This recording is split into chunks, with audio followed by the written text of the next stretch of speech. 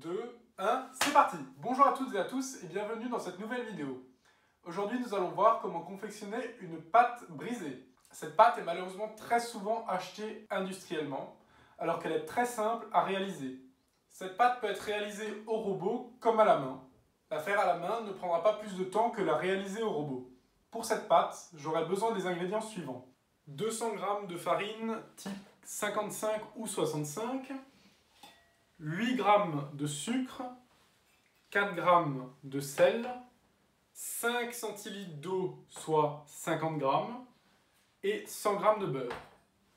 J'aurai également besoin d'un peu de farine pour fleurer ma table pour l'étaler, ainsi que du film alimentaire. J'ai récupéré la cuve de mon batteur, je vais verser ma farine, mon beurre, que j'ai coupé en petits morceaux, mon sel et mon sucre.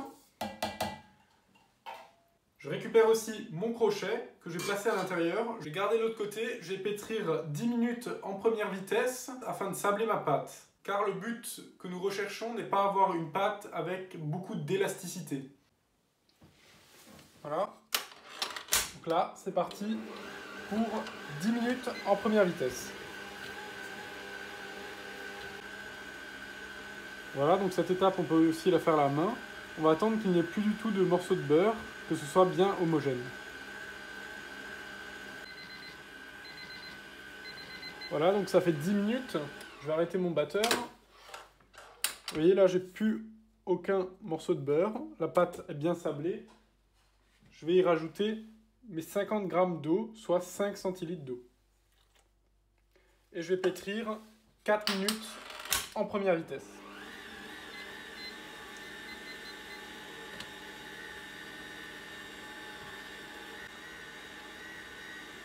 Voilà, donc là ça fait 4 minutes, la pâte décolle, c'est parfait. On va l'arrêter. Donc c'est une pâte plutôt ferme, hein. Voilà, donc je récupère ma pâte. Je vais légèrement la bouler et l'aplatir un peu.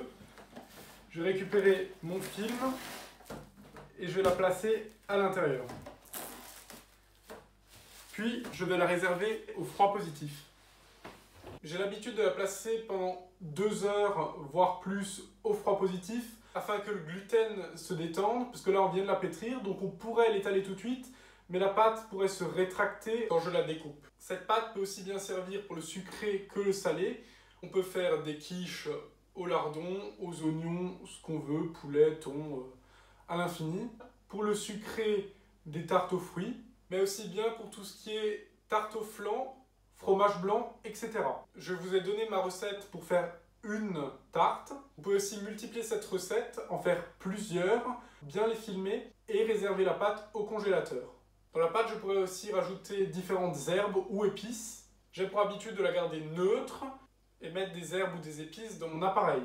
Voilà, donc j'ai un moule à tarte à fond amovible. Je trouve ça génial, parce qu'en fin de cuisson, j'ai juste à le sortir et à glisser ma grille sous la tarte pour que le ressuyage se fasse correctement. Le ressuyage, c'est la 10e étape de la fabrication du pain que nous verrons plus tard. C'est le moment où l'eau s'extrait du produit après cuisson. Donc, j'ai fait fondre du beurre. Je vais tremper mon pinceau dedans. Je vais bien étaler sur le fond. Voilà, et ensuite bien sur les côtés. En montant à chaque fois. Voilà, une fois que j'ai bien beurré, je vais mettre mon fond de côté. Je vais prendre ma farine, je vais fleurer la table. Je vais prendre ma pâte qui était au frigo. Je vais bien l'étaler dans la farine. Et ensuite, je tourne à chaque fois d'un quart.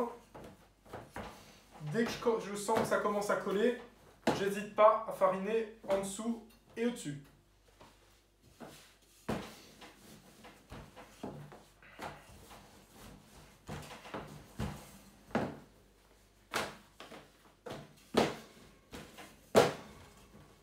Voilà, quand j'ai la bonne épaisseur que je souhaite, et quand ça fait la taille de mon moule, je vais prendre ce qu'on appelle un pic-vite.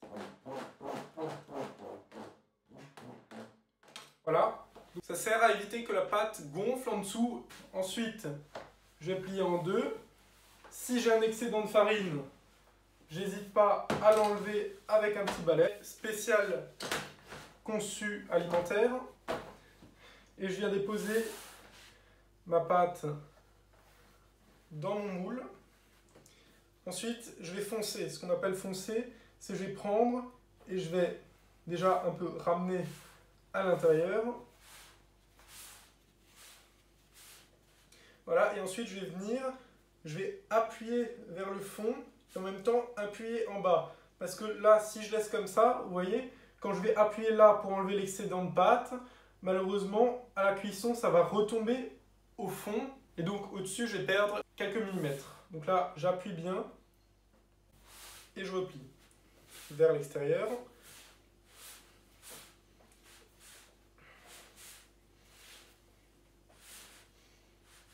Voilà. Une fois que c'est bien foncé, je vais prendre mon rouleau, j'enlève l'excédent. Avec le reste, je vais faire une petite tarte après. Et là, je vais venir légèrement appuyer vers le haut, mais pas tirer. Appuyer vers le haut. Parce qu'à la cuisson, ça va légèrement retomber pour que ça soit pile au niveau de mon cercle. Voilà comment foncer une tarte. Pour la pâte brisée, je vous conseille de cuire vos tartes et vos quiches à 180 degrés dans un four à chaleur tournante. Merci d'avoir consulté cette vidéo, j'espère qu'elle vous aura plu.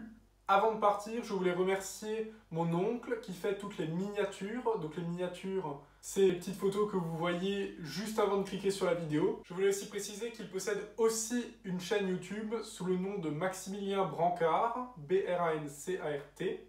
Il fait des vidéos de pêche. Je vous mets le lien de la chaîne YouTube dans le descriptif de cette vidéo. Bonne soirée et bon week-end. 3, 2, 1, c'est parti! Bonjour à toutes et à tous et bienvenue dans cette nouvelle vidéo. Aujourd'hui, nous allons voir comment confectionner une pâte à brioche. Putain, une pâte à brioche. Bon, on va faire. La liste des ingrédients arrive, j'ai oublié de couper mon beurre.